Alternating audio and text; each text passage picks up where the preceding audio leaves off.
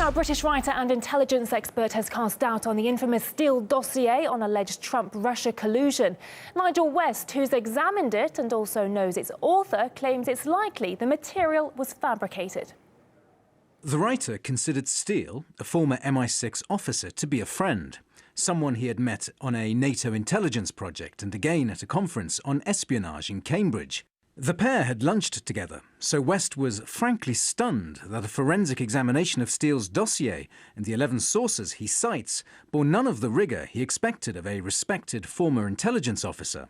Instead, West's report, which has been passed to the Sunday Times, concludes there is a strong possibility that all Steele's material has been fabricated. The dossier is a privately commissioned intelligence report. It was written by former MI6 agent Christopher Steele in 2016. His company was hired to look into allegations of collusion between Donald Trump and Moscow. The dossier claims that the Russians possess compromising material on Trump, obtained when he was in Russia 7 years ago.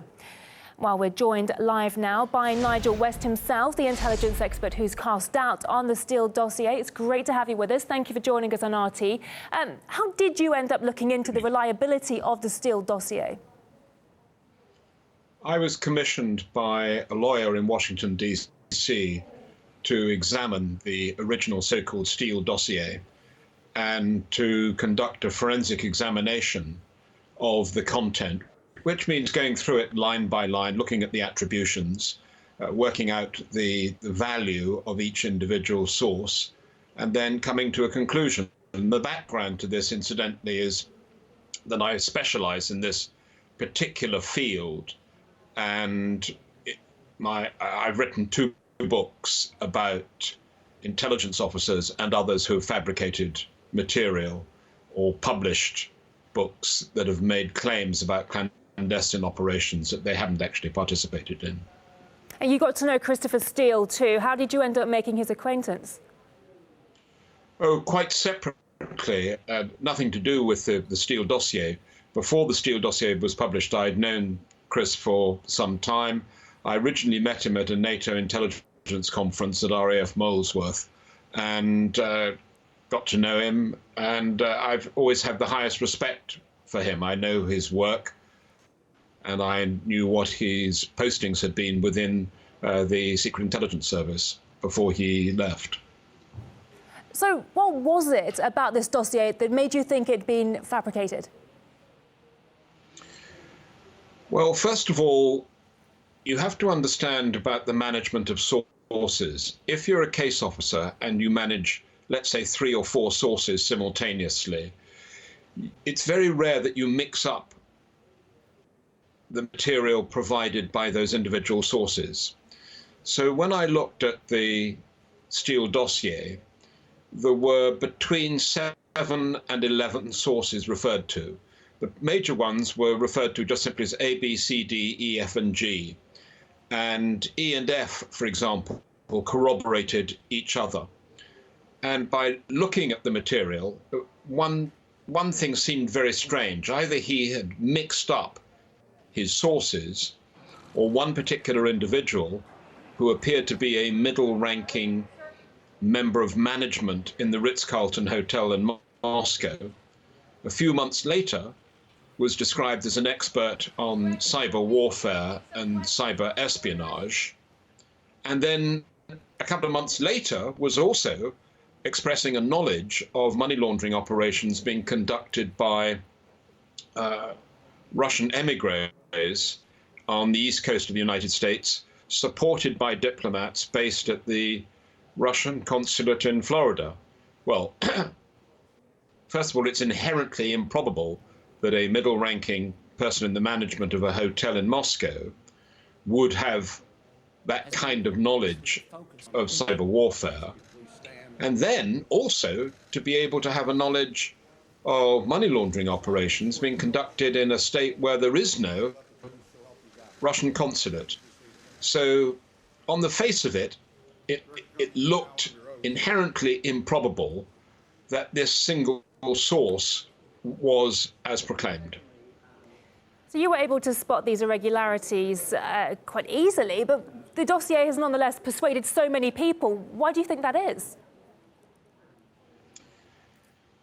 I can't answer that. I suppose that there is an element of wishful thinking. I'm quite surprised by the media reporting. If you just take, for example, this isn't just my opinion now. This was a document that I wrote an analysis in 2007. In 2017.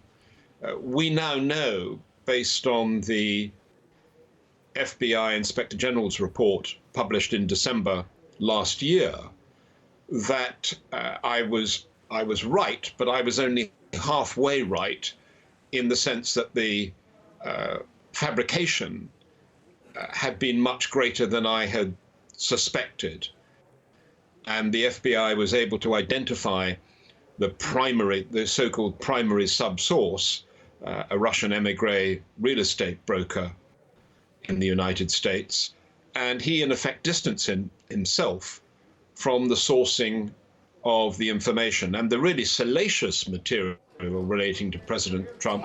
He claimed he received in a 10 to 15 minute telephone call from somebody who he didn't know.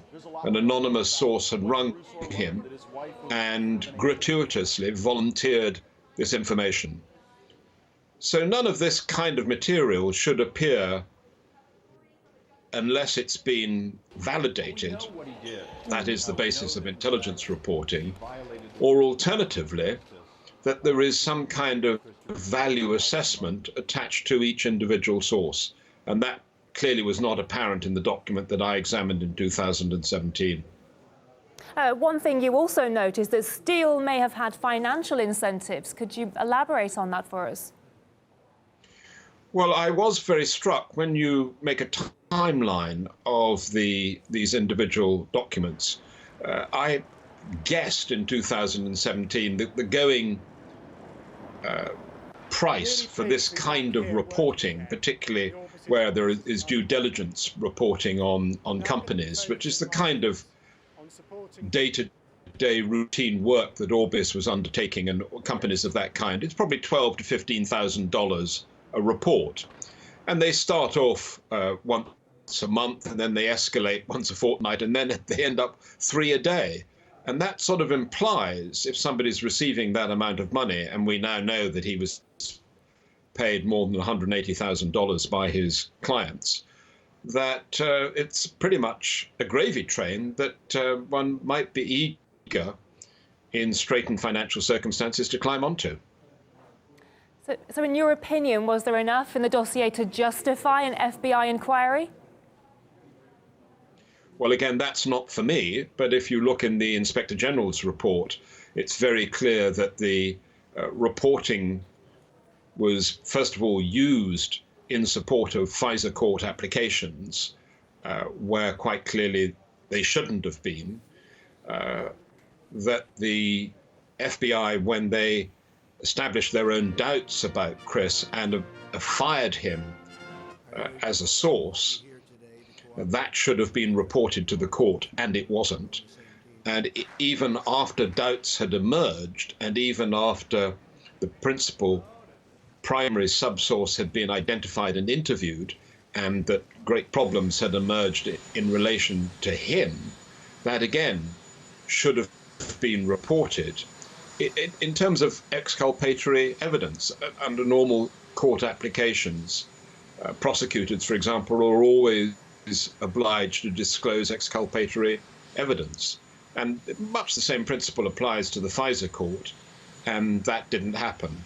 And you can see right the way through the 400 pages of the Inspector General's report that it's absolutely scathing about Chris's reporting, and indeed demonstrates that on one occasion, when complaining to the FBI about leaks to Wikinews, it turned out that Chris had been the person who had been responsible for the leaks.